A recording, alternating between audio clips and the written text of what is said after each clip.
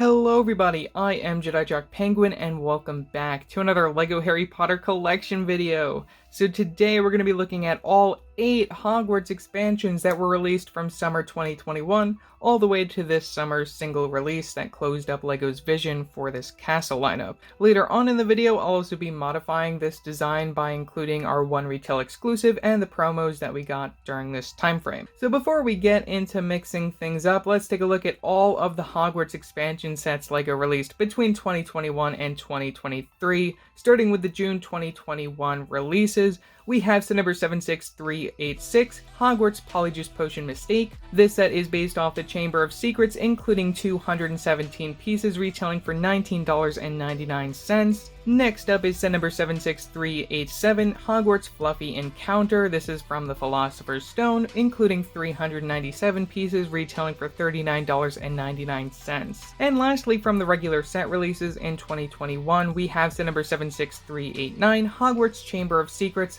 based off the Chamber of Secrets, obviously, including 1,176 pieces, retailing for $129.99 before it got a $20 price increase August 2022. Now, alongside these 3 sets, we also got one retail exclusive at set number 76395, Hogwarts First Flying Lessons, based off the Philosopher's Stone, including 264 pieces retailing for $29.99. This one released in June in Europe and then later on in August in North America as a Kohl's exclusive.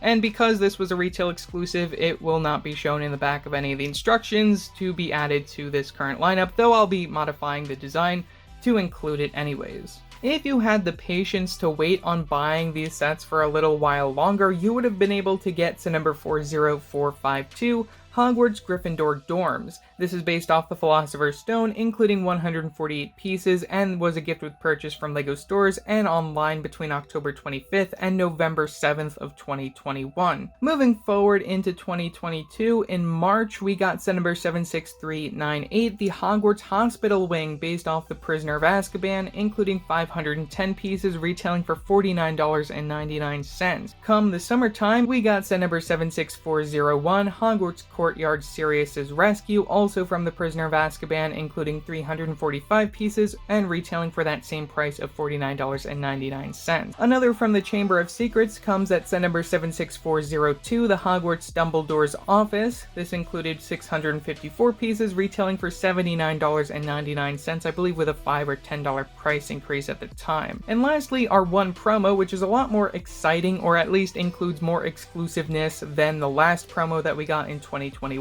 that being set number 40577, the Hogwarts Grand Staircase. This is also from the Philosopher's Stone, including 225 pieces, and was available as a gift with purchase from LEGO stores and Shop at Home between July 15th and the 31st, which is kind of a slap in the face considering the sets released only a few weeks before. And finally, that brings us to 2023. We got 2 sets, one in March at set number 76413, the Hogwarts Room of Requirement, based off the Deathly Hallows Part 2. This included 587 pieces retailing for $49.99. And our final set released this June at set number 76415, the Battle of Hogwarts. This is also from the Deathly Hallows, including 730 pieces and retailing for $79.99. Now, with all those stats out of the way, here are all of our sets together yet again. Another thing I wanted to mention is that it's really interesting to think that we got one regular set based off the Philosopher's Stone, and one retail exclusive and 2 promos also based off the Philosopher's Stone. Chamber of Secrets got 3 sets, Prisoner of Azkaban got 2, and Deathly Hallows Part 2 got 2, which means that there's no castle sets for Goblet of Fire through Half-Blood Prince, which is rather concerning. I know LEGO doesn't really want to cover the later films. I think they've gotten a lot more lenient, especially this year, seeing a lot more of the Deathly Hallows sets and even getting 2 of those Hogwarts expansions for this lineup based off the Deathly Hallows. I just think it's a little disappointing that we could have seen maybe at least one set based off each film, considering we did get 8 sets for this castle lineup. So here are all of our Hogwarts expansions fully built up. Now it's time to disassemble them so you can see all of the little parts that come together to create this castle, which we're going to be looking at momentarily. There are a total of 49 separate pieces to build up the Hogwarts layout shown from the very back of the 2023 instructions. Now this number may seem like a lot, but you have to remember that there is a bunch of very small roof pieces, and as seen from the Battle of Hogwarts, just a few tiny pieces that can be removed when breaking the building down into rubble. So I'm gonna film myself building the castle. I'm not exactly sure how long it's going to take, especially with this table completely cluttered with all of these different pieces, but I'm gonna try my best to put it together as fast as I possibly can and tell you how long it takes me to put it together.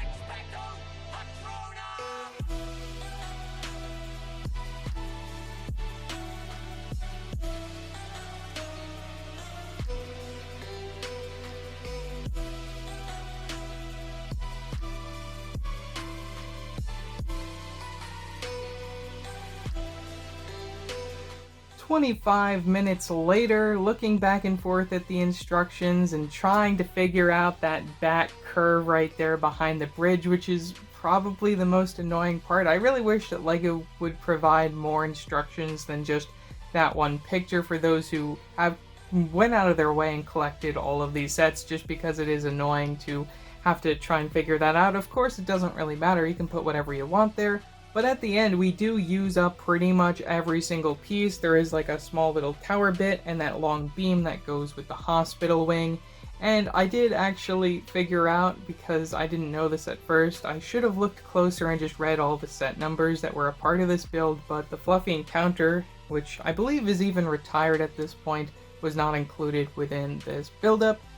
It is really interesting to see that that is really the only set from the regular set lineup that didn't make it into this Hogwarts layout. Either way, you can expect me to figure out some way to include that along with our promos and one retailer exclusive a little bit later on, but I did want to take a closer look and just analyze some of the different things that are going on here. I really like how this display turned out. It's really interesting. A few of the parts aren't exactly connected, like the bridge is really just loose in the middle. There isn't any real connection for that. I also have the Room of Requirement loose back there because it does show it a little bit farther back than the Technic pin connection right at the end of that bit there. A lot of the parts for each set are spread out around the entire build, except for, I say, the Great Hall is probably the closest to the original build. Next, you may notice that we have the gargoyle to get up to Dumbledore's office, which leads into the Defense Against the Dark Arts classroom. Yeah, it is what it is. Dumbledore's office is above it. I guess it's close enough. If anything, it's just to show from that side that you can just pretend to go up to Dumbledore's office. I really like how they implemented the hospital wing and just like the windows and everything, just the designs that they chose there works very well. And even like for the library, I think it just looks really nice back there. No doubt my favorite part has to be just the entrance to the bell towers. I believe that's what this is supposed to represent, even though the interiors aren't entirely accurate. It's really cool how this turned out. I am also really happy that they didn't include the second Great Hall as part of the actual interiors. They just have it underneath. Room of Requirement still exiting outside is inaccurate, but whatever, who cares. Clock tower placement is kind of inappropriate, but it still looks aesthetically pleasing, so I'll accept it.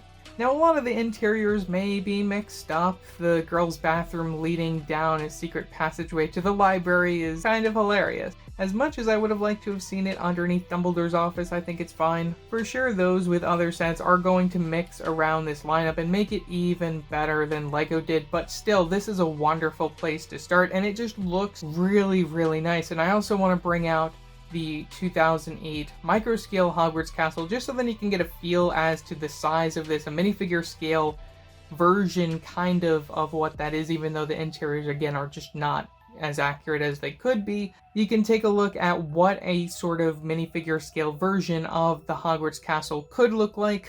I would really like to see them try and do something different in the future. I mean, this modular system I think is really cool, though I still wish that they could have stuck to something similar to what they did back in 2018 through 2020. So far, I don't think any Hogwarts set has beaten that lineup, and that's really just 4 or 5 sets. It's crazy to think about that.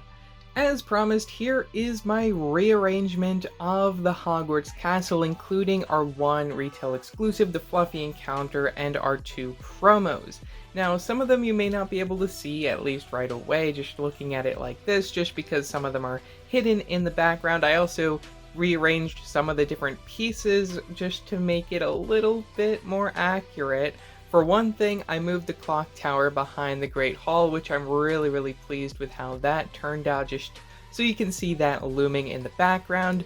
You may also notice that the tower right next to the Great Hall is a little bit taller because I did place the girls' bathroom right underneath the entrance to the Chamber of Secrets, so that's great. Right next to the girls' bathroom, though, where it used to be, I did place our gift with purchase of the Gryffindor dorms, but right in front of that, I also placed the grand staircase with the portrait to the fat lady. Even though it isn't exactly accurate, that's not how you get into the boys' dormitory. If anything, it's close enough, right? I also added and moved around some of the parts on top of the hospital wing. You may notice that little balcony in the middle, which helps support the tower where they locked up Sirius, and I do really like that I was able to make that a little bit taller than it was on the original. And lastly, from this side, you'll see the Fluffy Encounter alongside the remains of that first flying lesson set. I did want to support and make that statue that Neville gets caught on just a little bit taller, and I am happy with how that turned out, and even so make the devil snare right underneath the trapdoor that Fluffy is guarding. I'm really happy that I was able to accomplish that. There is a little gap there, I don't mind it.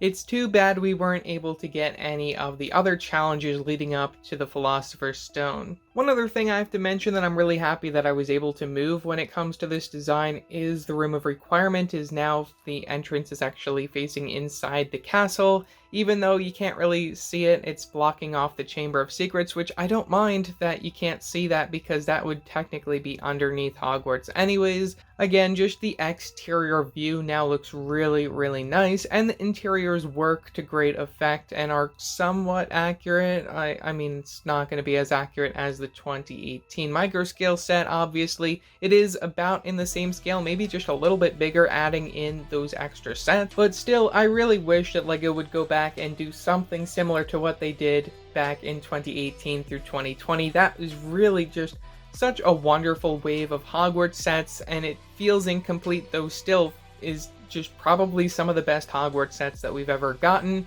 I'm really excited to see what happens next year as far as us continuing with this customizable style with all these different pieces, or if we just start something brand new. I think the designers knew what they were doing when it came to this 2021 through 2023 lineup, and they gave you a really great place to start, especially just based on what they did within the instructions, and just that vision looks fantastic. Obviously, it needed a little bit of fixing, and I'm really happy with how I was able to bring it together to look like this. I guess I should also mention that there are 2 roof pieces that didn't fit on here, otherwise it does use every single other piece, which is just amazing that it uses pretty much everything, and I'm only gonna have to bag those 2 parts, and this is gonna be the way that I display Hogwarts, and then maybe it's even gonna just shrink the spot in which I displayed it before. I'm not exactly sure. I know last time when I combined these sets, I combined them with those 2018 through 2020 sets. Though to be honest, really the only thing that I would add here is maybe the astronomy tower, even though we technically already have some astronomy references inside the interior. As far as placement goes, that's really the only thing that's missing. I know if you probably buy multiples of these sets and just have all of these different expansion pieces to customize the interiors, you can probably make it work and make another big tower behind all of this, but still, as far as my placement goes, I'm happy with how it turned out. Interiors are good enough. We'll probably be displaying it as you see here anyways, probably removing the astronomy tower and maybe making a new display for those 2018 through 2020 sets. Across all 11 Hogwarts expansion sets, we got a total of 50 minifigures. Now, if you were only to buy these 11 sets from the Harry Potter theme, you would only get one duplicate, and that is of Hermione Granger, who appears in both the Fluffy Encounter and Dumbledore's office. Otherwise, only 8 of these 50 figures appear in other sets released between 2021 and 2023.